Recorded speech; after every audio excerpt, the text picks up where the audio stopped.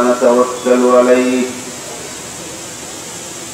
ونعوذ بالله من شرور أنفسنا ومن سيئات أعمالنا من يهده الله فلا مضل له ومن يضلله فلا هادي له ونشهد أن لا إله إلا الله وحده لا شريك له ونشهد أن سيدنا ونبينا ومولانا محمدا عبده ورسوله صلى الله تعالى عليه وعلى آله وأصحابه وبارك وسلم أما بعد فأعوذ بالله من الشيطان الرجيم بسم الله الرحمن الرحيم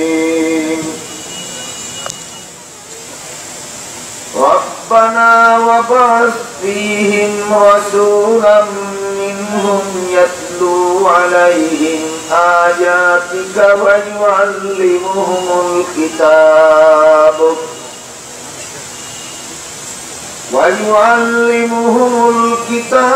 والحكمة ويزكيهم إنك أنت العزيز الحكيم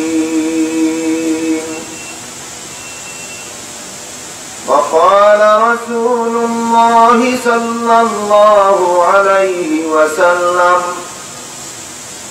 لا يؤمن أحدكم حتى يكون هواه تبعا لما جئت به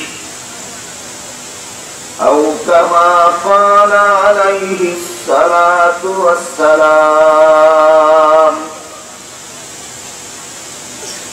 শ্রদ্ধেয় সভাপতি হযরত উলামায়ে কেরাম,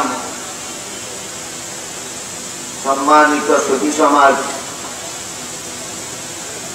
এলাকার সর্বস্তরের মুসলমান ভাইয়েরা আমার ও আমার পর্দানিসীন মা ও বোনেরা,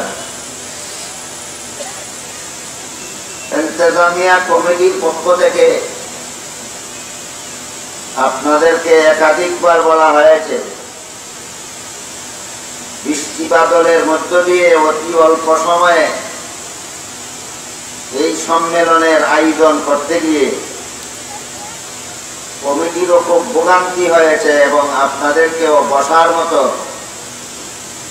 স্নান করার মতো সুযোগ করা যায়। সবাই আল্লাহর ইচ্ছা, এই মুহূর্তে যদি আল্লাহ বৃষ্টি দিতেন তাহলে আপনারা মাঠেই আসতে পারতেন। আপনাদের চেষ্টা প্রচেষ্টায় সন্তুষ্ট হয়ে আল্লাহ রৌদ্র দিয়েছেন, মাঠে আসতে পেরেছেন।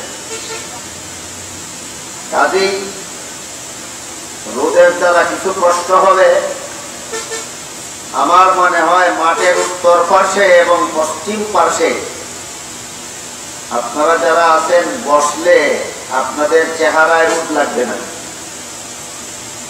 মাঠের পূব পার্শ্বে যারা আছেন আপনাদের চেহারায় রোদ লাগবে।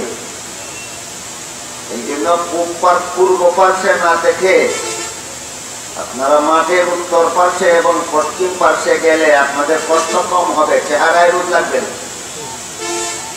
মাঠের পূর্ব পার্শ্বে থাকলে চেহারায় রোদ লাগবে, আপনাদের কষ্ট হবে। এই জন্য আমি আপনাদের সুবিধার জন্য, আপনাদের এই কষ্টটার থেকে বাঁচার জন্য বলছি, মেহেরবানি করে যারা আশেপাশে আছেন মাঠের পূর্ব পার্শ্বে না থেকে আপনারা মাঠের পশ্চিম পার্শ্বে এবং উত্তর পার্শ্বে চলে আসেন। আমাদের হাতে সময় খুব কম।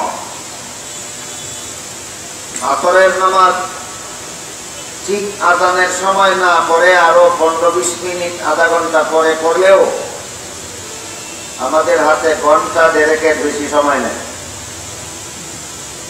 এই সময়ের ভিতরে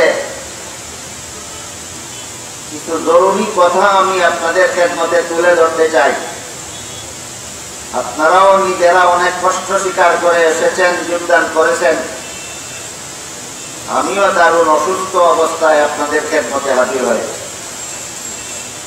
আপনাদের কষ্ট আমার কষ্টটা যেন বিফলে না যায়, যেন আমাদের সকলের কষ্টটা সফল হয়, এজন্য সীমিত সময়ের মধ্যেই আল্লাহর মর্জি হলে আমি কিছু জরুরি কথা আপনাদের সামনে তুলে ধরতে চাই। আপনারা নিরিবিলিতার সাথে মনোযোগে কথাগুলি শোনার, বোঝার চেষ্টা করবেন।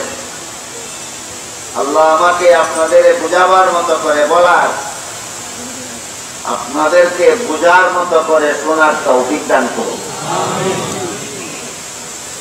পবিত্র কোরআনের এক আয়াতে আল্লাহ বলেন, ইন্নাল্লাহা আশতারা মিনাল মুমিনিনা আনফুসাহুম ওয়া আমওয়ালাহুম বিআন্না লাহুমুল জান্নাহ। এর অর্থ হলো, নিশ্চয়ই আল্লাহ মুমিনের জান মাল কিনে নিয়েছেন, এর বিনিময়ে আল্লাহ তাদের কাছে জান্নাত বিক্রি করে দিয়েছেন। মুমিনের জান মাল কিনে আল্লাহ তাদের কাছে জান্নাত বিক্রি করবেন বলেছেন না বিক্রি করে দিয়েছেন? বিক্রি করে দিয়ে। বেচা কিনার নিয়মে বিক্রেতাকে বলতে হয় আমি বিক্রি করলাম, খরিদ্দারকে বলতে হয় আমি কিনলাম। কেউ যদি বলে আমার জিনিসটা বিক্রি করব, এর দ্বারা বেচা কিনা হয় না। কেউ যদি বলে আমি জিনিসটা কিনবো, এর দ্বারা বেচা কিনার চুক্তি হয় না। বেচা কিনার চুক্তি হয় বেচলাম কিনলাম করি। আল্লাহ বলেন আমি মুমিনের জান মাল কিনলাম, বিনিময়ে আমার জান্নাত তাদের কাছে বিক্রি করে দিলাম। বেচা কিনা একতরফা হয় না দুই পক্ষ লাগে? এক পক্ষ আল্লাহকে পাইলাম, তিনি আমাদের কাছে জান্নাত বিক্রি করলেন। আরেক পক্ষ কি এই জান্নাত কিনলাম, এমন একটা পক্ষ লাগে দিল। আপনারা কি জান্নাত কিনবেন না কিনলেন? দেখি কি বললেন কথা? আল্লাহ বলেন আমি জান্নাত তোমাদের কাছে বিক্রি করে দিলাম। আমরা কি বলবো? কিনবো কিনলাম? তখন চুক্তি সম্পন্ন হবে। কিসের বিনিময়ে জান্নাত কিনলাম? আমার জান আমার মাল। আমার জান আমার মাল, এই দুইটা জিনিস আমি আল্লাহর কাছে বিক্রি করে দিলাম, এর বিনিময়ে আমি আল্লাহর কাছ থেকে জান্নাত কিনে নিলাম। আপনার জান যে আল্লাহর কাছে বিক্রি করে দিলেন, আপনার জান পাইছিলেন কোথায়?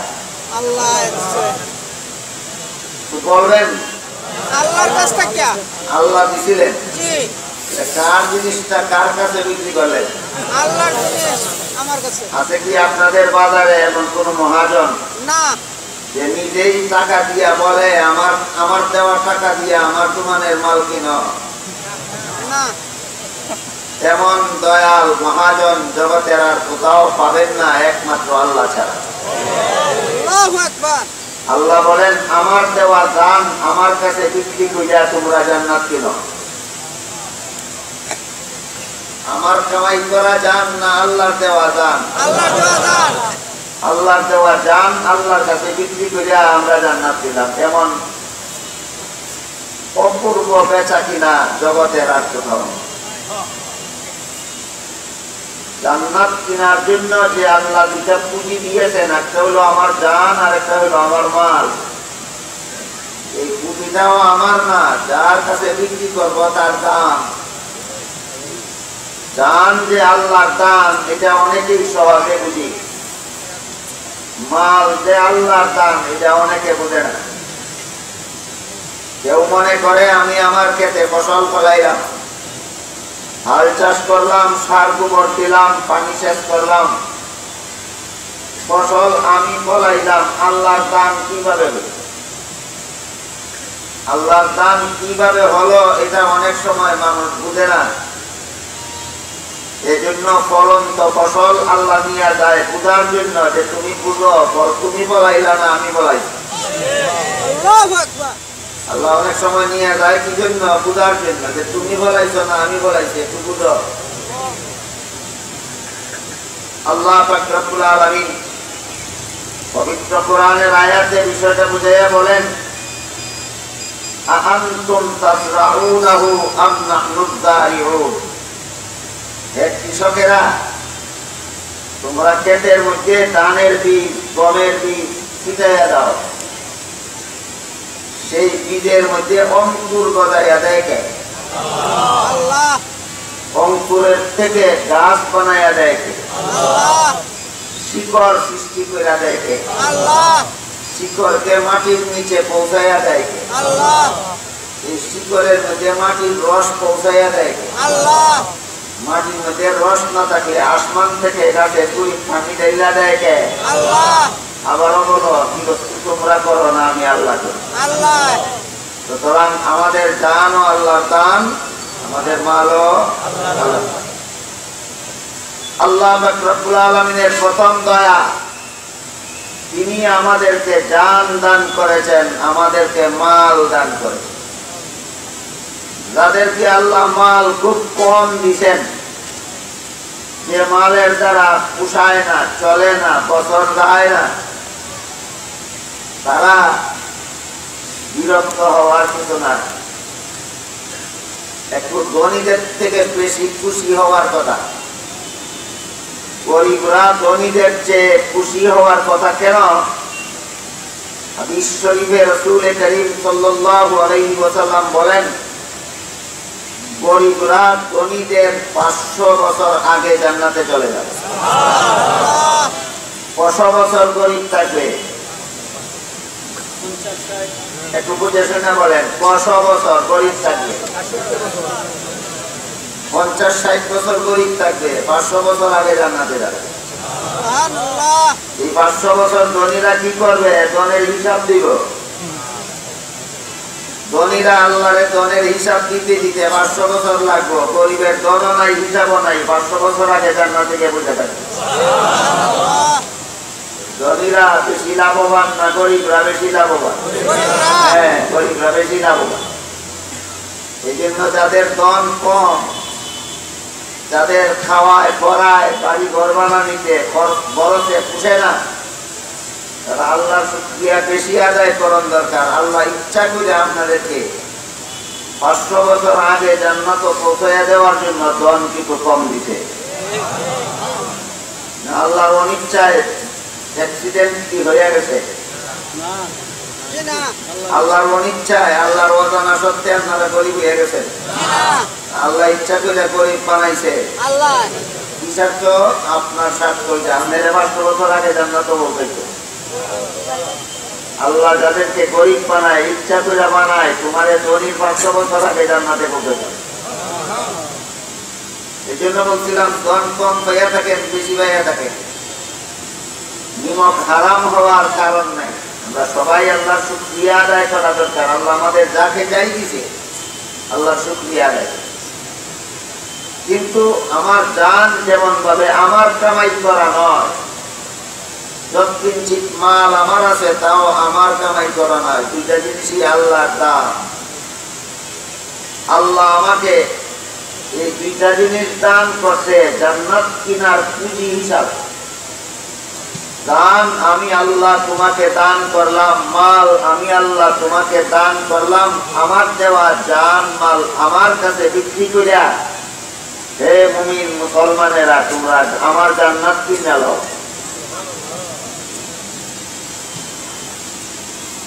আয়াতের ব্যাখ্যায় মুফাসসিরিনে কেরাম লেখেন,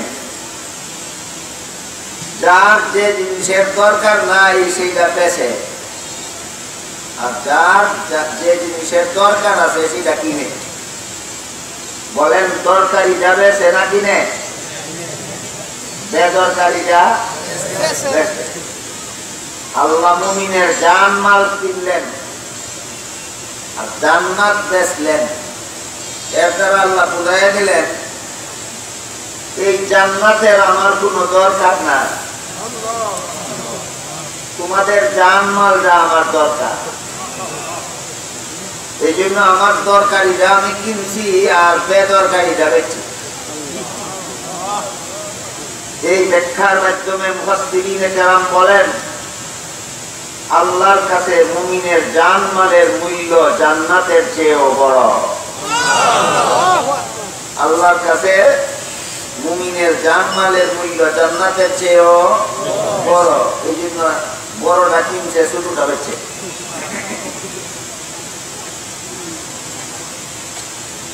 এবার বলেন আপনারা জানমাল বিক্রি করে জান্নাত কিনবেন না কিনলেন? কিনলাম। নিজের জানমাল না মালিকের দেওয়া? এটা স্বাভাবিক বেচা কিনার নিয়ম না ব্যতিক্রম? মহাজনের জিনিস মহাজনের কাছে বিচ্ছা মহাজনের আরেক মাল আমরা কিনলাম। এই আয়াতের দ্বারা কয়েকটা জিনিস পরিষ্কার হয়ে যায়। একটা হলো জান্নাত বেচা কিনা হয়। জান্নাত এমনিতেই কেউ পাবে না। জান্নাত কাউকে ফ্রি দেওয়া হবে না। আল্লাহ পাক রব্বুল আলামিন জান্নাত বানাইছেন বেচার জন্য, ফ্রি দেওয়ার জন্য নয়। কেন ফ্রি দেওয়ার জন্য নয়? এটা একটা লম্বা কথা, সংক্ষেপে কইলে আপনারা বুঝবেন কিনা তাও ভাবলো, তাও একটু সংক্ষেপে করুন। আল্লাহ যদি আপনারা জানমাল না কিনিয়া এমনি যদি জান্নাতটা আপনাদের দিয়া দেয়, তাইলে ফিরিস্তারা তো কইব ওই যে আমরা দিলেন না কেন? গরু, ছাগল, কুকুর, বিড়ালরা পর্যন্ত কইব আমরা কি দোষ করলাম, জান্নাত তারা দিলেন, আমরা দিলেন না কেন? না, আপনার বাড়িটা যে কোনো লোককে ফ্রি দিয়া দিলে আরেকজনে বুঝতো না আমার কিছু সামারা দিল না কেন? এই জন্য কেউ যেন আল্লাহকে জিজ্ঞাসা করতে না পারে মানুষরে জান্নাতে দিলা, আমরা ফিরিস্তাদেরকে জান্নাত দিলা না কেন? কোন জানোয়ার যেন প্রশ্ন না করতে পারে মানুষকে জান্নাত দিলা, আমরা জান্নাত দিলা না কেন? এই প্রশ্নের পথ বন্ধ করে দিয়েছেন। আল্লাহ বলেছেন আমি জান্নাত মাছ না দেওয়ার জন্য বানাইছি না, বেড়বার লাগি বানাইছি। যে ভালো কিনা এবার বুঝলেন জান্নাত ফ্রি দেওয়া হয় না বেচা কিনা হয়? বেচা কিনা। প্রথম কথা হলো জান্নাত কাউকে বিনামূল্যে দেওয়া হবে না। জান্নাত বানাইছেন আল্লাহ বিক্রি করার জন্য, বিক্রি করবে। 2 নম্বর কথা, জান্নাতের ক্লাস আছে 8টা, স্তর 8টা। জাহান্নামের স্তর আছে 7টা, জান্নাতের স্তর আছে 8টা বাড়ি না 8টা ক্লাস? 8টা ক্লাসে সর্বমোট বাড়ি কতটা? যতটা মানুষ আল্লাহ বানাইছেন ততটা। আল্লাহ যতগুলি মানুষ বানাইছেন এই 8টা ক্লাসের ভিতরে জান্নাতের ততটা বাড়ি বানাইছেন। প্রত্যেকটা মানুষের জন্য আল্লাহ জান্নাতে একটা করে বাড়ি বরাদ্দ করতেন। এই বাড়িটা তোমার জন্য, ওই বাড়িটা তার জন্য, ওই বাড়িটা অমুকের জন্য, সেই বাড়িটা তমুকের জন্য বানাইলাম। দিতাম না, কিনে নিবা। জান্নাতের বাড়ি বানাইছেন যতগুলি মানুষ বানাইছেন ততটা, কিন্তু একজন কেউ ফ্রি দিবেন না, কিনে নিতে হবে। তাহলে জান্নাতে যে আল্লাহ বাড়ি বানাইছেন যতটা মানুষ ততটা, সবাই কি কিনা নেয় না? অনেকেই জান্নাত না কিনা দুনিয়ার থেকে বিদায় হইয়া যায়। আবু জাহালের জন্য জান্নাতে বাড়ি একটা বানানো আছে, না কিনে গেছে। আবু লাহাবের জন্য জান্নাতে বাড়ি একটা আল্লাহ বানাইয়া রাখছেন, না কিনে গেছে। এরকম ফেরাউন, নমরুদ, কারুন, হামান, সাদ্দাত, ডক্টর আহমদ শরীফ, কবি শামসুর রহমান, এদের সবার জন্য জান্নাতে একটা বাড়ি বানানো আছে। কিনা গেছে না? না কিনা গেছে? না। বাড়িগুলি এদের জন্য বানানো হয়েছিল, এরা না কিনা গেছে। মানে এদের বাড়িতে কি হবে?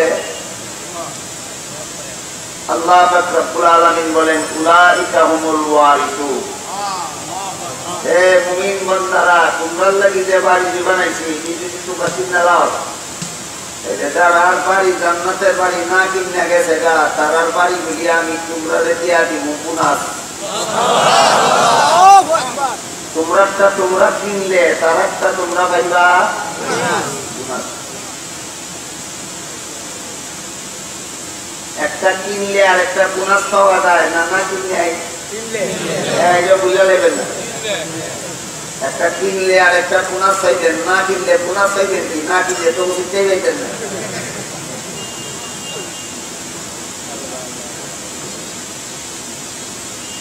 এবার বলুন জান্নাতে বাড়ি আছে কটা? আল্লাহ মানুষ বানাইছে কতটা? ফ্রি দেওয়ার জন্য না বিক্রি করার জন্য? বিক্রি করার জন্য। বেচার মালিক কে? আল্লাহ, একমাত্র আল্লাহ।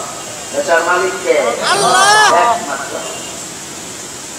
বাংলাদেশের এক জায়গায় ওয়াজ মাহফিলে গেলাম, গিয়ে দেখি এক ফিরে জান্নাত বেচে।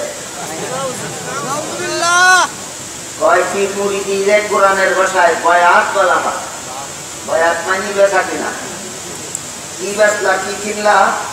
তোমার সম্পত্তি আমার কাছে বেচলা আর আমি জান্নাত তোমার কাছে বেচলাম। বেচা কিনাটা কে করে? দিলে কে করে?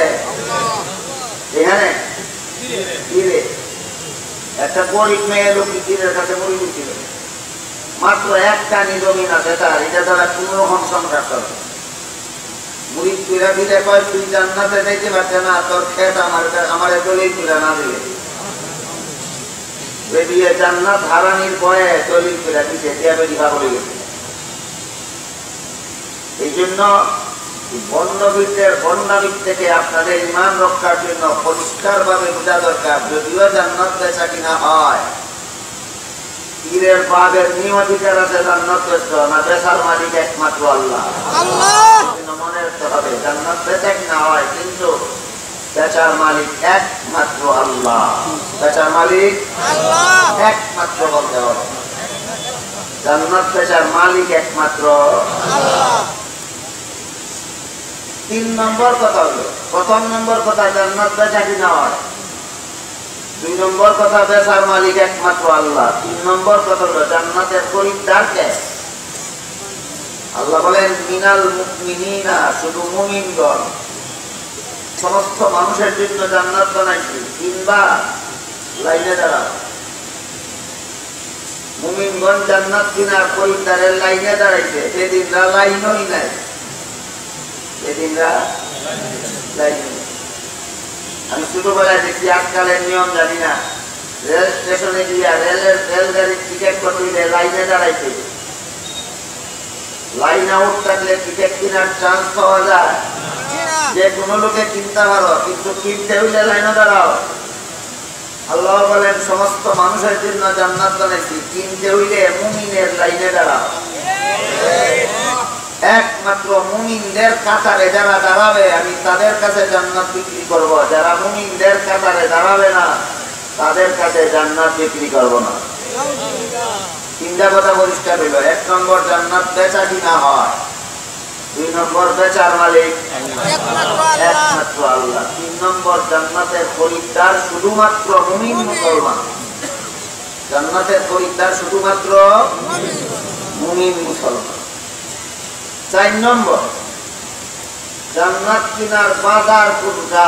একমাত্র দুনিয়া। জান্নাত কিনার বাজার কোনটা? দুনিয়াতে আসার আগে জান্নাত কিনার সুযোগ হয় না। দুনিয়ার থেকে চলে গেলে জান্নাত কিনার সুযোগ থাকে না।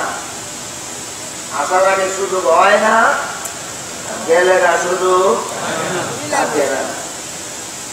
আসার আগে যে সুযোগ হয় না এটার একটা উদাহরণ শুনেন, গেলে যে সুযোগ থাকে না এটার একটা উদাহরণ শুনেন।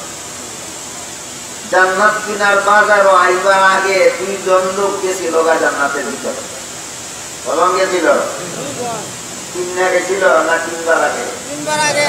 থাকতে পারছে না, বাইক কিনে দেওয়া বাজার থেকে কিনাও বা কথা বুঝছেন? বলেন 3 বার আগে 2 জন লোক জান্নাতে গেছিল বা কিনা? রইছে না বাইর করে দেওয়া কেন? কিনে আইছো না, বাজারও যাও, কিনে আইলে পরে থাকবা, কিনার আগে আইলে তখন যেত না। তাহলে কিনে আইছে না যে আল্লাহ তো জানে, তাইলে 3 বার আগে ঢুকতে দিল কেন? এটার একটা প্রশ্ন। কিনা যায় 2 জনের নাম জানেন কেউ? আদম হাওয়া। কিনা যে আইছে না আল্লাহ তো জানে, থাকতে দে পারবে না এটাও জানে, যে ঢুকতে দিল কেন? ঢুকতে দিছে এই কথার জন্য। এই বাড়িগুলি তোমাদের 2 জনের সন্তানদের কাছে আমি দেখবো, তোমরা নিজের চোখে দেখতে যাও। নাস্তিকরা বলে, হে অন্ধবিশ্বাসী মুসলমানেরা, জান্নাতের জন্য যে ভাগবত দেখছো কোনদিন? আমরা নিজেরা দেখছি না, আমরা বড় বাপে দেখছে।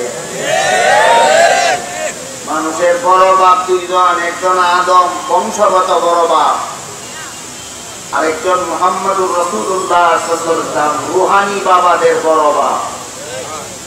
আদম হইলেন সবচেয়ে বড় বংশগত বাবা, আর মুহাম্মদুর রাসূলুল্লাহ হইলেন সবচেয়ে বড় রূহানী বাবা। একজন দুনিয়াতে আসার আগে নিজের চোখে দেখতে আইছে, আরেকজন দুনিয়াতে আসার পরে বিদায় হওয়ার আগে গিয়ে দেখতে আইছে। আমরা ওই জান্নাতে বিশ্বাসী, যেই জান্নাত আমরা 2 বড় বাবার চোখের দেখা। বলুন, আমরা অন্ধবিশ্বাসী না চোখের দেখা? নাস্তিকরা অন্ধবিশ্বাসী, এরা জান্নাত বিশ্বাস করে না, কিন্তু এক বেটারে তার বাপ বিশ্বাস করে। যে তোমার জন্ম দিছে দেখছিলা, বিশ্বাস করো, অন্ধবিশ্বাস। বলেন মুমিনরা জান্নাতে বিশ্বাসী, অন্ধবিশ্বাসী? নাস্তিকেরা যে পাবে বিশ্বাস করে, এটা অন্ধবিশ্বাস। মুমিন কোনদিন অন্ধবিশ্বাস হয় না। এই জান্নাতের একটা করে বাড়িতে আপনারা আল্লাহর কাছে কিনলেন, এবার বলুন নিজে দেখিয়া না 2 বড় বাপের দেখায়?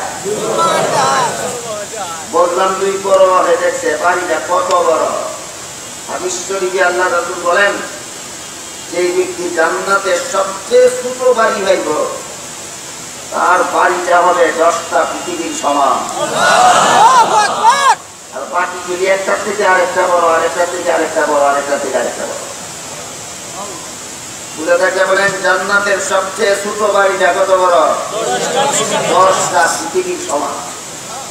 ভাববেন না যে এত বড় বাড়ি এক পাশে থেকে আরেক পাশে যাইতে আমার কত লক্ষ বছর লাগবে, এটা না। আপনি যে জান্নাতের সিংহাসনে বসা থাকেন, আপনি 10টা পৃথিবীর ওই পাশে আপনার বাড়ির একটা সাইজ আপনার দেখবার ইচ্ছা হবে, 1 সেকেন্ডের মধ্যে আপনার সিংহাসন আপনাকে সেখানে বদলায় দেবে।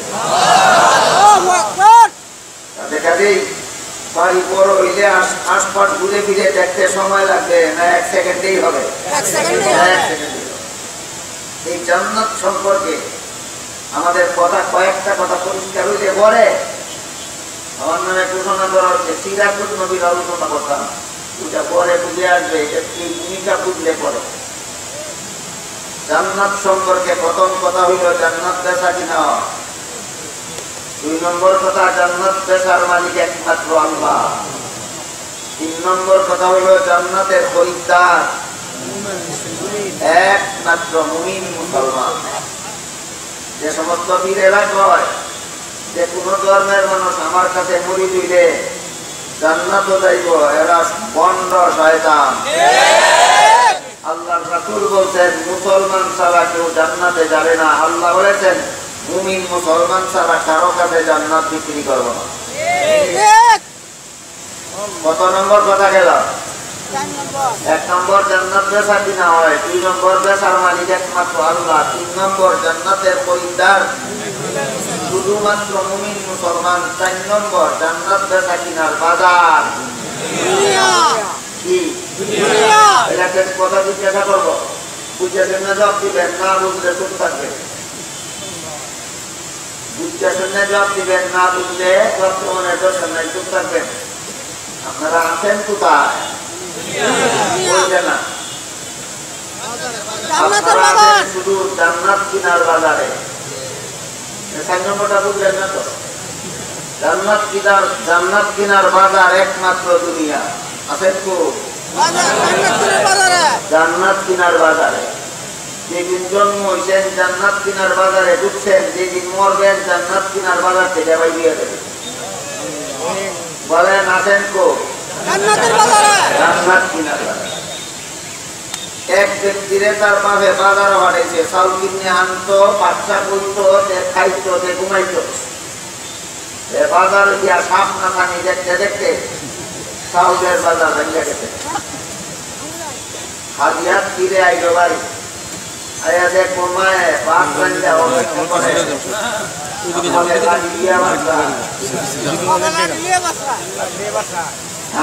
না দুনিয়ার বেশিরভাগ মানুষ এই বাজার হয়েছে জান্নাত কিনা যাইতো না, কিনা জায়গা দিয়া দেখবে জান্নাতটার জন্য অপেক্ষা করে না, 20 তলা বিলিয়া অপেক্ষা করে।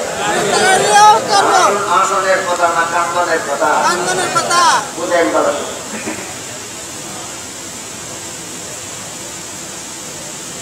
1 নম্বর জান্নাত বেচা কিনা হয়, 2 নম্বর বেচার মালিক একমাত্র আল্লাহ, 3 নম্বর পরিত্যাগ শুধুমাত্র মুসলমান, 4 নম্বর জান্নাত কিনার বাজারের নাম দুনিয়া। সবাই বলে না দেন তো তার জান্নাত কিনার বাজার। 5 নম্বর কথা জান্নাতের ব্যাপারে আমাদের সারা জীবন স্মরণ রাখার জন্য, জান্নাতের দাম কত? বাজারে যাইলাম জান্নাত কিনতাম, দাম কত? আল্লাহ যদি বলতেন কোটি টাকা, তাহলে লাখ টাকার মালিকে জান্নাত কিনতে পারে। আল্লাহ যদি বলতেন লাখ টাকা, 1000 টাকার মালিকে জান্নাত কিনতে আসে। আল্লাহ যদি বলতেন 1000 টাকা, 100 টাকার মালিকে জান্নাত কিনতে পারতো না। আল্লাহ যদি বলতেন 100 টাকা, 1 টাকার মালিকে জান্নাত কিনতে পারতো না। এই জন্য আল্লাহ জান্নাতের দাম এত সস্তা করে দিচ্ছেন। আল্লাহ ঘোষণা দিয়ে দিচ্ছেন জান্নাতের দাম কত, যার কাছে আছে তত। বলতে পারবেন জান্নাতের দাম কত? যার কাছে আছে তত। তুমি যত টাকার মালিক তত টাকা আল্লাহর কাছে বিক্রি করো, জান্নাতের খরিদ্দার হয়ে যাবে। যে পরিমাণ ধন সম্পদের মালিক সেই পরিমাণ ধন সম্পদ আল্লাহর কাছে বিক্রি করো, জান্নাতের খরিদ্দার হয়ে যাও। এখন প্রশ্ন হইতে পারে, আমি মাত্র একটা জমিনের মালিক, 3 বছর বলিয়া বাচ্চা কাচ্চা নিয়ে সারা বছর পেট পূজা খাইতে পারি না, এটাও যদি আল্লাহর কাছে বিচ্ছা জান্নাত কিনি, আমি নিজেই খাবো কি আর বিবি বাচ্চারাই খাওয়াই দেবো? প্রশ্ন রাখতে পারে কিনা? এই প্রশ্নের জবাব বুঝলে টের পাবেন আপনাদের আল্লাহ কত বড় দয়া। আল্লাহ পাক রব্বুল আলামিন বলেন, মুমিনগণ তোমাদের জান মাল আমার কাছে বিক্রি করে জান্নাত কিনছো। প্রথম নম্বর দয়া, আমার দেওয়া জান মাল আমার কাছে বিক্রি করো, 1 নম্বরের দয়া। 2 নম্বরের দয়া হইল বেচা কিনার নিয়মে কয় বেচা জিনিস খরিদ্দারকে সন্দেহ দাও। তোমার জান আমি আল্লাহর কাছে বিক্রি করছো, জান আমাকে সন্দেহ দাও। তোমার মাল আমি আল্লাহর কাছে বিক্রি করছো, বেচা কিনার নিয়মে কয় মাল আমাকে সন্দেহ দাও। আল্লাহ বলেন দরকার নাই, আমার কাছে বিক্রি করছো, এটা যদি তোমার মনে থাকে আমাকে সন্দেহ দিতে হবে না, তুমি মুক্ত হবে। আল্লাহকে চিনন দরকার। আমাদের দেশের সাধারণ মুসলমানেরা আল্লাহরে চিনে না, এই জন্য আল্লাহর সাথে ব্যবহার ভালো করে না। বুঝা থাকলে বলেন আল্লাহরে চিনলে ব্যবহার খারাপ করতে পারবো? আল্লাহরে চিনন দরকার। আমি কেমন দয়াল আল্লাহকে বিশ্বাস। প্রথমে আমারে জানমাল দিয়া কইলো দিলাম তোমারে, আল্লাহ দিল দিয়া কইলো আবার আমাকে বিচ্ছা তুমি জান্নাত কিনলাম, বিচ্ছা জান্নাত কিনলাম। এখন কয় তোমার যে বিক্রি করা জানমাল আমাকে সন্দেহ দিতে হবে না, তুমি মুক্ত হবে। শুধু একটা কথা স্মরণ রাখবা, যে এই দানের মালিক তুমি না আমি। আমার এক দফা আমার কাছে যে পাইছো আর এক দফা আমার কাছে বিক্রি করছো, কাজেই তোমারে যে মুক্ত হলে অধিকার দিলাম যে তোমার ইচ্ছা মতে করলে হবে না, আমি আল্লাহ যেভাবে ব্যবহার করার কথা বলি সেইভাবে ব্যবহার করবা, এর বিনিময়ে তুমি জান্নাতের খরিদ্দার হইবে। আল্লাহর বিধান মতে আল্লাহর দেওয়া সম্পদ আল্লাহর কাছে বিক্রি করার পরেও যে আমার গুপ্ত হলে রেখে দিলেন, কিভাবে ব্যবহার করলে আমি জান্নাতের খরিদ্দার হইতে পারবো, এর 3টা খাত আল্লাহর পক্ষ থেকে দায়িত্ব করে দাও। তোমার সংসারের দরকারে খরচ করো, বিবিরে খাওয়াও, বাচ্চারে খাওয়াও, বিবিরে পড়াও, বাচ্চারে পড়াও, এর বিনিময়ে তুমি জান্নাতের খরিদ্দার হয়ে যাও। আল্লাহর কাছে বিক্রি করা সম্পদ ব্যবহার করার 1 নম্বর খাত সংসারের দরকার, 2 নম্বর খাত গরিবের সাহায্য। তোমার সংসারের দরকারে খরচ করে যদি কিছু থাকে, এইটার মালিককে, যেটা খরচ করছো তুমি এটার মালিক আল্লাহ, যেটা থাকে এটার মালিক আল্লাহ। তুমি যদি মনে করো আমার দেহা আমার ঘর রয়েছে, গরিবকে দেবো কেন, যে তুমি আল্লাহ চিনছো না, আল্লাহর কাছ থেকে জান্নাতের খরিদ্দার হইতে পারছো না।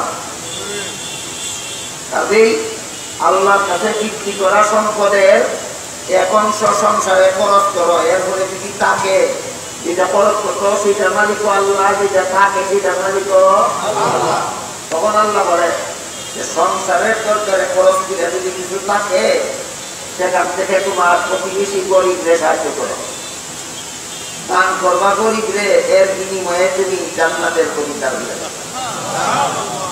তারপরেও যদি কিছু থাকে তাহলে ধর্মের কাজে খরচ করো। এই 3টা কাজ সংসারের কাজে খরচ করলেও এর দ্বারা জান্নাতের খরিদ্দার হওয়া যায়, গরিবের সাহায্যে খরচ করলেও এর বিনিময়ে জান্নাতের খরিদ্দার হওয়া যায়, ধর্মের কাজে খরচ করলেও এর বিনিময়ে জান্নাতের খরিদ্দার হয়। 3 খাতে খরচ করো, আমাকে দিতে হবে না, এই ধনের বিনিময়ে তুমি জান্নাতের খরিদ্দার হয়ে। তাহলে আমরা যে আল্লাহর দেওয়া ধন আল্লাহর কাছে বিক্রি করলাম, আল্লাহ নিজেই নিয়ে গেলেন না আমাদের হাতে খরচ করার জন্য দিলেন? খরচের খাত শুধু ধার্য করে দিচ্ছেন। এই খাত মতো আল্লাহ ধার্য করা খাতে যদি খরচ করি, আমি নিজে খাইয়াও জান্নাতের খরিদ্দার, আমার বিবি খাওয়াইয়াও জান্নাতের খরিদ্দার, আমার বাচ্চারা খাওয়াইয়াও আমি জান্নাতের খরিদ্দার। 5টা কথা মনে রাখতে পারেন কিনা দেখি। 1 নম্বর, জান্নাত এমনিই পাওয়া যায় না, বেচা কিনা হয়। 2 নম্বর, বেচার মালিক একমাত্র আল্লাহ। 3 নম্বর, খরিদ্দার শুধুমাত্র। 4 নম্বর, জান্নাত কিনার বাজার দুনিয়া। 5 নম্বর, জান্নাতের দাম কত? যার কাছে যত আছে তত। এত সস্তা জান্নাত আল্লাহর কাছে ছাড়া আর কারো কাছে পাবেন না। এই কথাগুলি বুঝতে সারলে এখন আবারও বলেন, আপনারা জান্নাত কিনবেন? জান্নাত কিনবেন? কিনলাম। আল্লাহর সাথে চুক্তিতে আবদ্ধ হইলেন। এবার বলেন, মালিকের মাল কিনিয়া মালিকে খুলে দিল, এমনি ব্যবহার করো। আমি যদি মালিকের কথা মতো ব্যবহার না করি, অন্য মতে ব্যবহার করি, মালিকের সাথে চুক্তি থাকবো না লঙ্ঘন হইব। এবার বলে, আল্লাহর কাছে বিক্রি করা আমাদের জান মাল, আল্লাহর কথা মতো সারা জীবন ব্যবহার করি না উল্টা পাল্টাও করি, তখন জান্নাত কেনার পেশা কিনার চুক্তি তাকে ভঙ্গ হইয়া যায়। আল্লাহর সাথে আমার জান মাল আল্লাহর কাছে বিক্রি করিয়া জান্নাত কিনছিলাম, চুক্তি বিরোধী কাজ করিয়া জান্নাত কিনার চুক্তি ভঙ্গ করছি না? কেউ করছি না? করছি। এখন কি যাইতাম জাহান্নামে?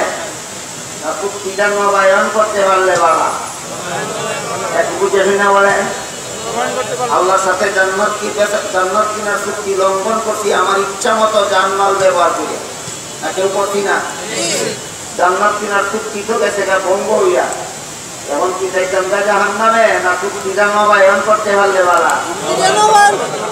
আল্লাহ বলেন, এই চুক্তি ভঙ্গকারীরা, যেই মুহূর্তে তুমি চুক্তি নবায়ন করতে চাও সেই মুহূর্তে আমি আল্লাহ তোমার সাথে চুক্তি নবায়ন করার জন্য রেডি আছি। তবে নবায়ন করার সময় চুক্তিকে আরো মজবুত বুঝা করবে। এখন শুধু মুহে মুহে করলেই তো না, এখন আর তো তৈরি কম লাগে, কথা বুঝছেন? বলেন মুখে মুখে চুক্তি করলে যে পরিমাণ শক্ত হয়, মজবুত হয়, দুই পক্ষ হাত দইরা মুহে কইলে আরো বেশি শক্ত হয়। আল্লাহ বলেন এখন দ্বিতীয়ত চুক্তিটা আমি আল্লাহর হাত দইরা করো, কিন্তু তোমরা যেভাবে রক্তে মাংসে গড়া একটা হাত আছে ধরার মতো, আমি আল্লাহর হাতটা তো রক্তে মাংসে গড়া না, তোমরা দরটা ভাতা না, সইটা ভাতা না। আপনাদের যেমন ধরার মতো একটা রক্তে মাংসে গড়া হাত আছে, এইরকম রক্তে মাংসে গড়া হাত আল্লাহরও আছে। তাহলে ধরবেন কেমনে আর জান্নাত চিনার চুক্তিটা রিনিউ করবেন কেমনে? প্রশ্ন বুঝলেন?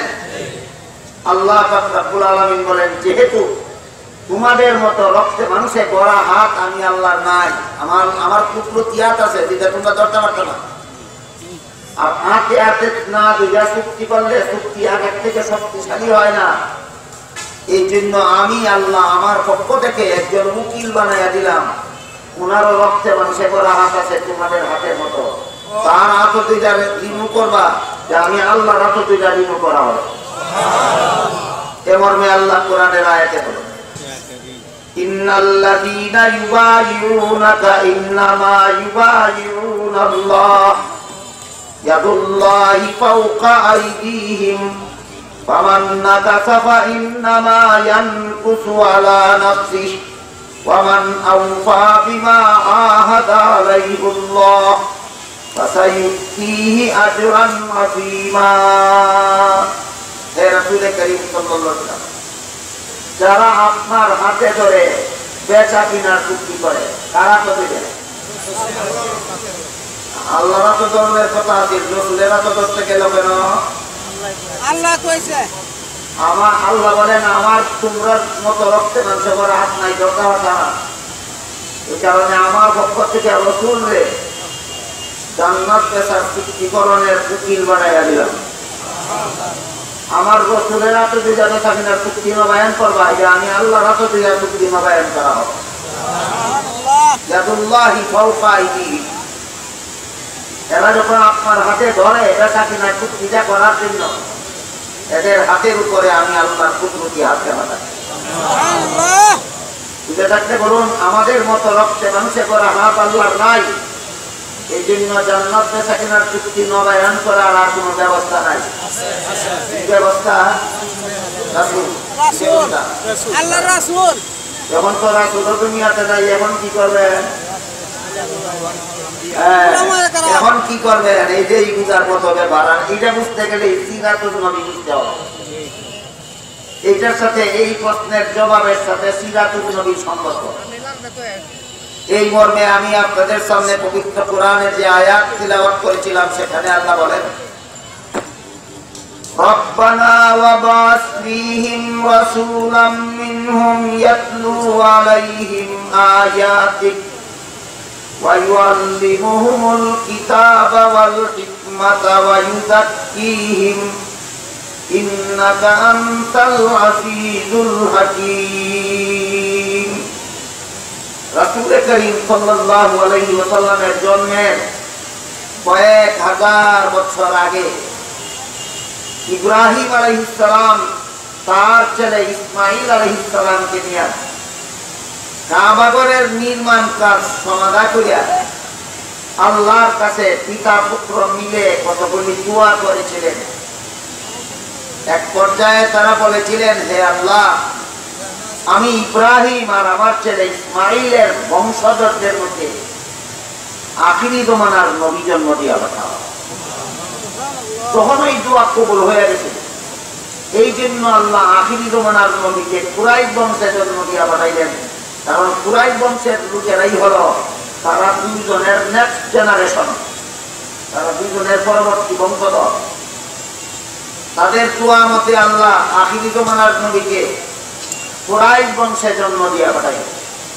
তারা আরো দোয়া করেছিলেন, এই নবী চারটা দায়িত্ব পালনের মাধ্যমে উম্মতকে হেদায়েত করবে। কতটা? এক নম্বর, কোরআনের সহিহ শুদ্ধ তিলাওয়াত শোনাইবেন। দুই নম্বর, কোরআন শিক্ষা দিবেন। 3 নম্বর হাদিস শিক্ষা দিবেন, 4 নম্বর তাদের আত্মাকে পবিত্র করে দিবেন। এই 4টা কথা মনে রাখবেন।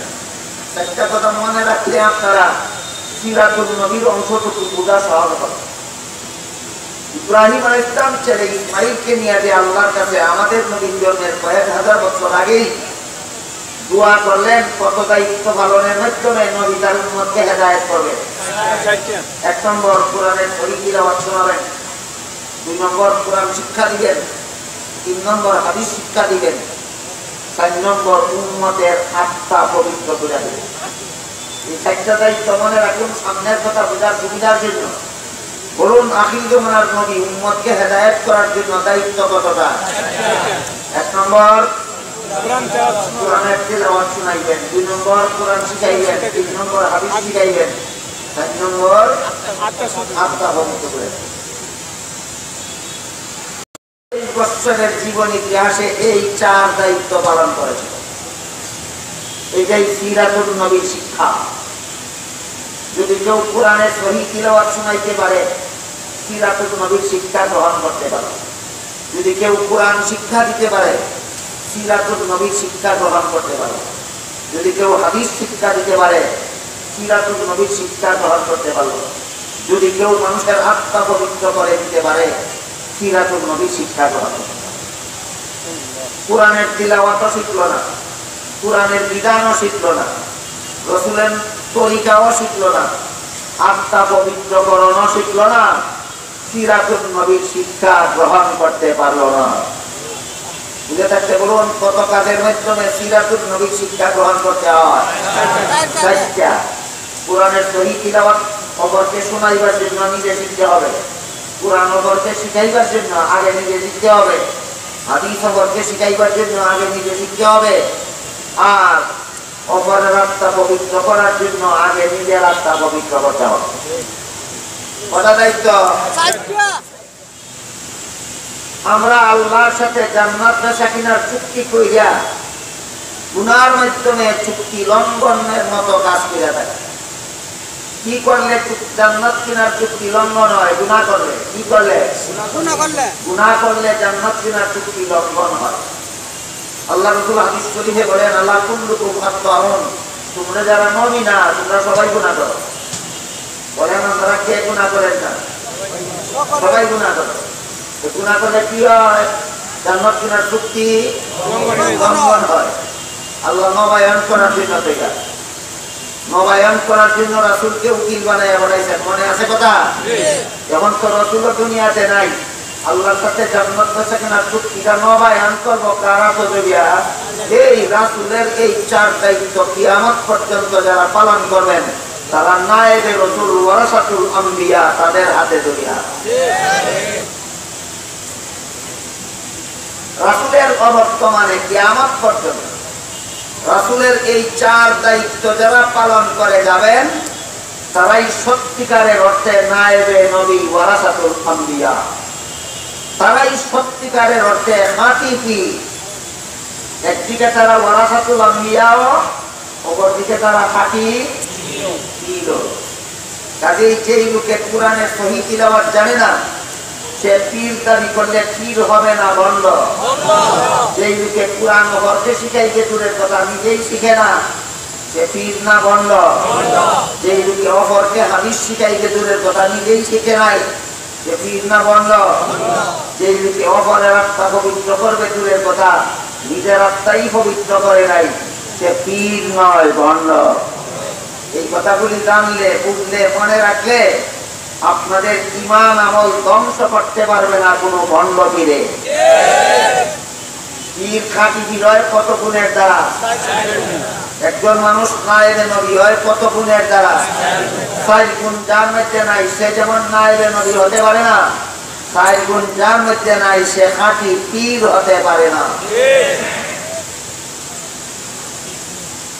1 নম্বর গুণ কোরআনের সহি তিলাওয়াত শোনাবেন, 2 নম্বর গুণ কোরআন শিক্ষা দিবেন, 3 নম্বর গুণ হাদিস শিক্ষা দিবেন, 4 নম্বর গুণ মানুষের আত্মা পবিত্র করে।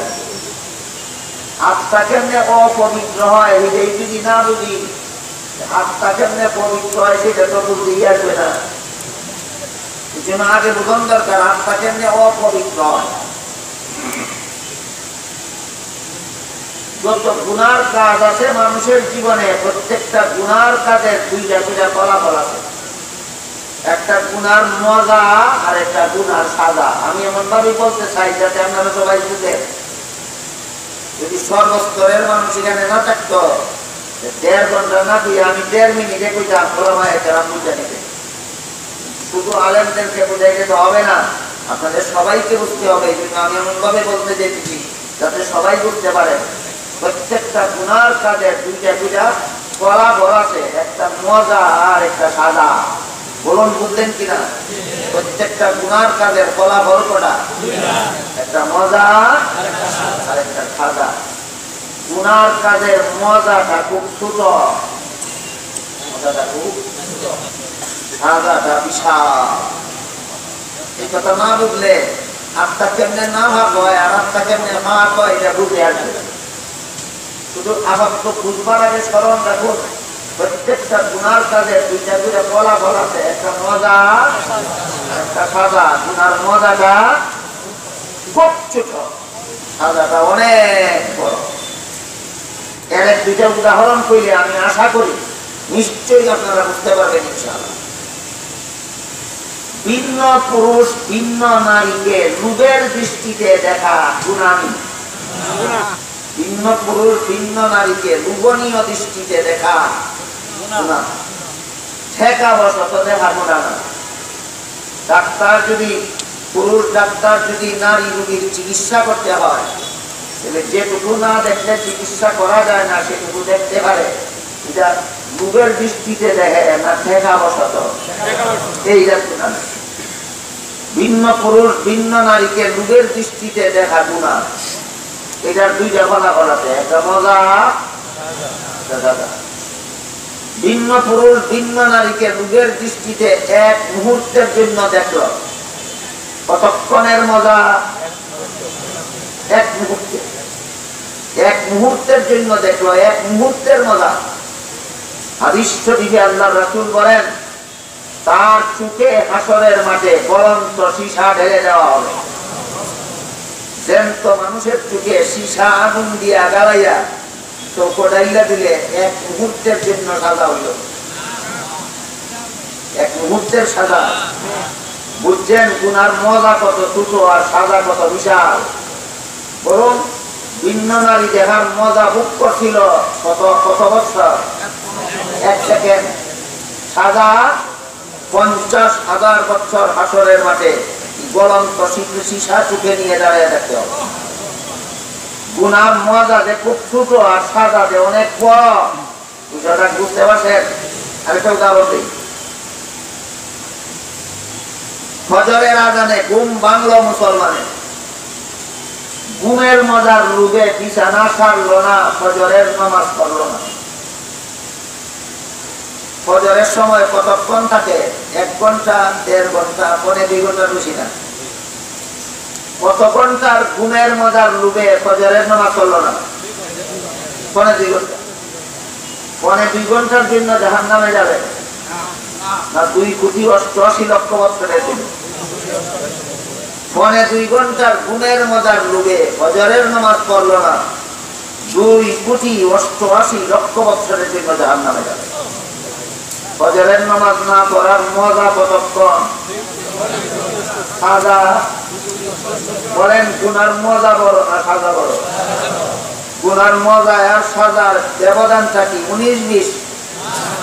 আকাশ পাতাল। এক হাদিসে রাসূল বলেন যে ব্যক্তি রোজা রাখছিল অকারণে ভাঙ্গা ফেলাইল, কাজাও করব, আরো 2 মাস রোজা রাখতে তার কাফারা দিবে। আর যে ব্যক্তি রোজা রাখছেই না তার কোনো কাফারা নাই, ইচ্ছা করে রোজা রাখছেই না তার কোনো কাফারা নাই। রোজা রাখছিল অকারণে ভাঙ্গা লাইল, 2 মাস রোজা রাখতে কাফারা দিতে হবে। সাহাবায়ে কেরাম জিজ্ঞাসা করেন ওগো আল্লাহর রাসূল, যে রাখছেই না এত বড় ভাবি, যে রাখছিল ভাঙ্গা লাইছে এত তুলনামূলক ছোট ভাবি, বড় ভাবির কোনো পানিশমেন্ট নাই, ছোট ভাবির পানিশমেন্ট কেন? আপনারা বুঝছেন প্রশ্ন? যে রাগ ছিলবেন গেলাইছে এইটা বড় গুণা করলো না, রাখছেই না হে বড় গুণা করলো? যে রাখছে না হে বড় গুণা করলো, কিন্তু হে কোনো কাফারা নাই। যে রাগ ছিলবেন গেলাইলো সে কতদিন রোজা রেখে কাফারা দিত? 2 মাস। সাহাবায়ে কেরাম জিজ্ঞাসা করলেন, বড় ভাবির সাজা নাই, ছোট ভাবির সাজা কেন? এটা কোন বিচার? রাসূল জবাবে বলেন, যে রাজ্যে বাইঙ্গা লাইছে, বাইঙ্গা যে ক্ষতিটা করছে, একটানা 2 মাস রাখলে এই ক্ষতিটা পূরণ হইল। যে রাজ্যে বাইঙ্গা লাইছে, বাইঙ্গা যে ক্ষতিটা করছে, একটানা কতদিন রাখলে ক্ষতিটা পূরণ হইল? 2 মাস। আর যে রাখছে না, এত বড় ক্ষতি করছে, সারা জীবন রাখলেও এই ক্ষতি আর পূরণ হবে না, কি কাফারা দিতে হবে। বলেন একদিন রোজা রাখছে না, কত ঘন্টা খানা বিনার মজার লোভে? 12 ঘন্টা, 14 ঘন্টা, 15 ঘন্টা, 16 ঘন্টা, এর বেশি তো না। 16 ঘন্টার খানা বিনার মজার লোভে একদিন রোজা রাখছে না, সারা জীবন ভর রোজা রাখলেও এই ক্ষতি আর পূরণ হবে না। উদাহরণগুলি বুঝে থাকতে বলুন, প্রত্যেকটা গুনার যে 2টা করে ফলাফল আছে, একটা মজা আর একটা সাজা। মজা বড় না সাজা বড়? মজায় আর সাজায় বেষ্টনটা কি 19 দিন না আকাশ পাতাল? এমন ব্যবধান থাকা সত্ত্বেও যেই লোকে সাজার ভয় করে না, মজার লোভে গুনাহ করে, তার বিবেক সাজা না ফসা, ফসা জিনিস পাটনা না ভাত। এই জন্য যে সাজার ভয় করে না, মজার লোভে গুনায় লিপ্ত হয়, তার আত্মা না পাক। এবার বুঝছেন আত্মা কেমনে না ভাব? আত্মা দেখছি গাড়ি এসে দিচ্ছে, অনেক গাড়ি পিছন গেলে থাকে, সর্বোচ্চ আদালত মানুষের বিবেক। কথা সত্য, সর্বোচ্চ আদালত মানুষের বিবেক, কথা সত্য। কিন্তু ই আদালতের এই যে তালা মারা হিটা করবো কে? সর্বোচ্চ আদালত মানুষের বিবেক, কিন্তু মানুষের বর্তমান জমানার মানুষের বিবেকের দরজা মধ্যে তালাবদ্ধ। কোন মানুষ বিবেকের দরজা খুলেও না, আর বিবেক মতে কাম করেও না। কথা বুঝতে পারতেছেন? ওই বলুন, যার বিবেকের দরজা তালাবদ্ধ নয়, যার বিবেকের দরজাটা খোলা আছে, তিনি বলুন, আমার 1 সেকেন্ডের জন্য লোভের দৃষ্টিতে একটা নারী দেখিয়া 50,000 বছর পর্যন্ত গলন্ত সীসা চোখে নিয়ে দাঁড়ায় দেখাইবার না? 1 সেকেন্ডের জন্য নারী দেখার মজা বর্জন করাইবার। তাইলে এত বিশাল সাজার ভয় না করিয়া তুচ্ছ মজার লোভে যারা গুনায় লিপ্ত হয়, আমাদের বিবেক কি বলে? আমাদের বিবেক তাজা না ফসা? ফসা জিনিস পাটনা না ভাত। এই জন্য যারা মজার লোভে গুনায় লিপ্ত হয়, এদের আত্মা না পাক। যারা মজার লোভে গুনায় লিপ্ত হয়, এদের আত্মা। আপনার গায়ের জামার মধ্যে যদি গোবর লাগে, গোবর, জামা ভাগ থাকে না? না ভাগ দিয়া যায়। এটা আবার দইলে ভাগ হইব নি? এই জামা দিয়েই আবার নামাজ হইব নি? হইব। ঠিক তেমনি ভাবে জীবন বর্গনা করে আত্মাটা না ভাগ করছি। এখনো যদি একজন পবিত্র আত্মাওয়ালা নায়েবে নবী খাঁটি দিলের আদরিয়া আল্লাহর সাথে জান্নাত বেচা কিনার চুক্তিটা নবায়ন করি, আর প্রত্যেকটা গুনার সময় আমার মনকে জিজ্ঞাসা করি, কার জিনিস কার কাছে দেত? কার জিনিস কারে দেন? এই তোর ক্ষেত আল্লাহর কাছে বেচা, এখন কারে দেন? তোর টাকা আল্লাহর কাছে বেচা, এখন সুৎখুরে দেশ কেমনে? তোর ধন সম্পত্তি আল্লাহর কাছে বিক্রি করা, এখন ঘুষখুরে দেশ কেমনে? তখন আমার বিবেক বাধা দিবে, আল্লাহর কাছে বিক্রি করা জানমাল আমি আর কোনো পথে ব্যবহার করতে পারি না। অতীত জীবনের যত গুনাহ করে আত্মাটা নামাজ করছিলাম, আমার আত্মাটা পাক পবিত্র হয়ে যাবে।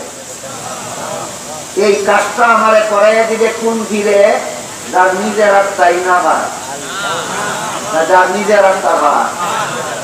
যেই ফিরে নিজেই নামাজ রোজা করে না, যেই ফিরে নিজেই মুরিদ নারীর সাথে পর্দা মানে না, যেই ফিরে নিজেই গান বাজনায় লিপ্ত, যেই ফিরে নিজেই উরুষে লিপ্ত। উরুষের সাইনবোর্ড দেওয়া হয়, মহাপবিত্র পুরুষ মুবারক, মহা ও পবিত্র মুবারক। এতগুলি উপাধি কেন?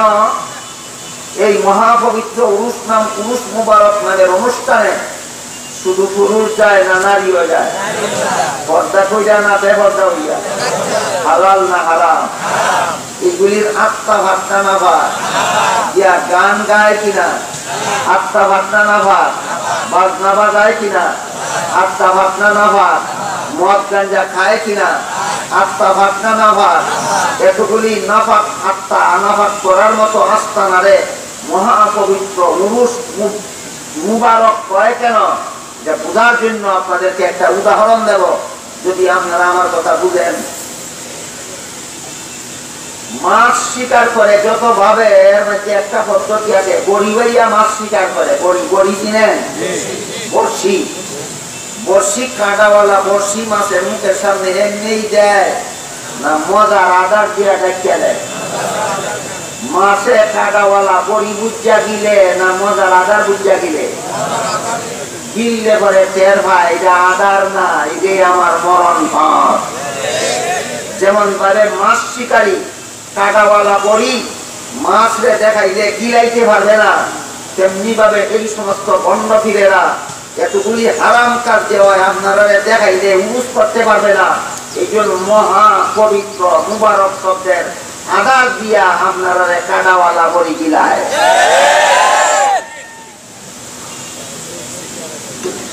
আমার কথা বুঝে থাকলে বলুন, এই মহাপবিত্র উরুস মুবারক হালাল অনুষ্ঠান না হারাম অনুষ্ঠান? এইগুলি যারা করে এরা খাঁটি বীর না ভণ্ড? এরাও করে আত্মা পবিত্র করবে দূরের কথা নিজের আত্মাই না পার।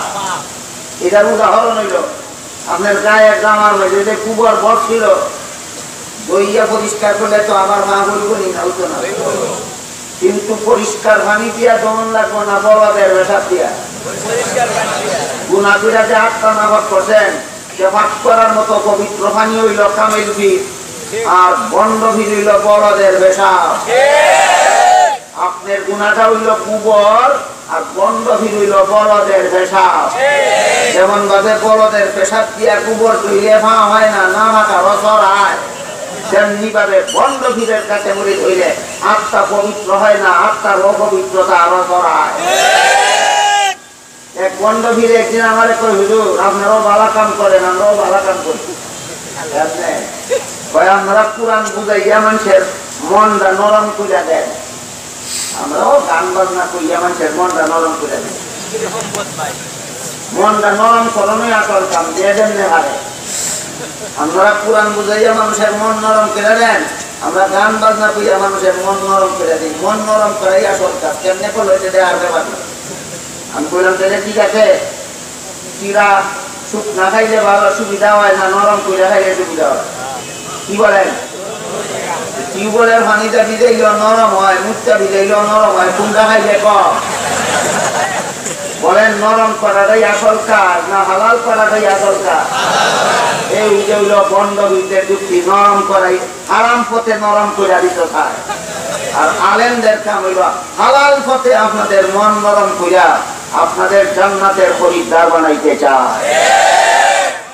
আমার কথাগুলি বুঝে থাকতে বলুন, এখন থেকে আমার অপবিত্র মনকে পবিত্র করার জন্য বন্ড বীরের কাছে যাব না খাঁটি বীরের কাছে যাব? কোন করা লাগবো? হ্যাঁ, বুঝছেন তাইলে? বুঝছেন না? যিনি কোরআনের সহি তিলাওয়াত নিজেও শিখছেন, অপরকেও শোনান। যিনি কোরআন নিজেও শিখছেন, অপরকেও শিখান। যিনি হাদিস নিজেও শিখছেন, অপরকেও শিখান। যিনি নিজের আত্মা পবিত্র করছেন, অপরের আত্মাও পবিত্র করেন। তিনি একদিকে নায়েবে নবী ওয়ারাসাতুল আম্বিয়া, অপর দিকে তিনি খাঁটি পীর। তার আত্মা পবিত্র, তিনি টিউবওয়েলের পানির মতো। আমি জীবনভর গুনাহ কইরা আমার আত্মার মধ্যে কুবরের মতো নাফাক লাগাইছি। তার আঁচড় তৈরিয়া জান্নাত কিনা চুক্তি নবায়ন করলে তিনি আঁচড় তৈরিয়া আমারে সব গুনাহ ছাড়াইয়া আমার আত্মাটারে পবিত্র করিয়া আবার আল্লাহর সাথে আমার জান্নাত নেতা কিনা চুক্তি নবায়ন করে দিন। এই চার কাজ সিরাতুন নবীর বৈশিষ্ট্য। রাসূল করিম সাল্লাল্লাহু আলাইহি ওয়াসাল্লামের জীবন ইতিহাসে এই চার কাজের মাধ্যমে উম্মতকে হেদায়েত করেছেন। রাসূলের জীবন ইতিহাসের নাম ওই সিরাতুন নবী। রাসূলের জীবন ইতিহাসের নাম সিরাতুন নবী। বুঝে থাকতে বলুন, রাসূল তার জীবন ইতিহাসে সিরাতুন নবীতে কত কাজের মাধ্যমে উম্মতকে হেদায়েত করেছেন। 1 নম্বর কোরআনের সহিহ তিলাওয়াত শুনাইছেন, 2 নম্বর কোরআন শিখাইছেন, 3 নম্বর হাদিস শিখাইছেন, 4 নম্বর যাদের আত্মা গুনাহ কইরা না ভাবিছে এরারে গুনাহ ছাড়াইয়া আত্মা ভাব পবিত্র করে দিবেন। কিয়ামত পর্যন্ত উম্মতের যারাই এই 4 কাজ করবেন তারাই সিরাতুন নবীর আদর্শে আদর্শবান। আমরা তাদের হাতে ধরে আল্লাহর সাথে জান্নাত কিনার চুক্তি নবায়ন করব। কথা বুঝছেন কিনা? বুঝে থাকলে আবার স্মরণ করে দেই। জান্নাত এর মধ্যে আল্লাহ বাড়ি করা বানাইছে, যতটা মানুষ বানাইছেন ততটা মাগনা দিয়া দিবেন। মাগনা শব্দটা বুঝেন? মাগনা দিয়া দিবেন না বেচবেন? বেচার মালিক একমাত্র আল্লাহ, খরিদ্দার হবে শুধু বেচা কিনার বাজার। দাম কত? যার কাছে আছে যত। 3 খাতে খরচ করবো, আল্লাহর দেওয়া মাল আল্লাহর কাছে বেচাও, সংসারের কাজে খরচ করবো, আমি জান্নাতের খরিদ্দার হয়ে যাব। গরিবের সাহায্যে খরচ করব, জান্নাতের খরিদ্দার হয়ে যাব। ধর্মের কাজে খরচ করব, জান্নাতের খরিদ্দার হয়ে যাব। কিন্তু আমরা ব্যতিক্রম করি। ব্যতিক্রম করলে, গুনার কাজ করলেই আল্লাহর সাথে জান্নাত কিনার চুক্তি নষ্ট হয়ে যায়। এই চুক্তিরে নবায়ন করার জন্য আল্লাহ রাসূল বানাইছেন। আল্লাহ উকিল বানাইয়া রাসূল দুনিয়ার থেকে বিদায় হয়ে গেছেন, হক্কানি আলেমকে নায়েবে রাসূল বানাইয়া। রাসূলের বর্তমানে আমরা রাসূলের হাতে ধরে জান্নাত বেচা কিনার চুক্তি নবায়ন করার সুযোগ পাইতাম। যেই দুনিয়াতে রাসূল নাই সেই দুনিয়াতে হক্কানি উলামায়ে কেরাম নায়েবে রাসূল 4 গুণওয়ালা আলেমদের, পীরদের, বুজুর্গদের হাতে ধরিয়া আমরা যারা গুনাহ কইরা মনে করেন জান্নাত কিনার চুক্তি নষ্ট করছি, এই 4 গুণওয়ালা আল্লাহর বান্দার হাতে ধরিয়া জান্নাত বেচা কিনার চুক্তি আবার নবায়ন করতে পারি। এই সুযোগ আল্লাহ কিয়ামত পর্যন্ত আমাদের জন্য রেখে দিয়েছেন।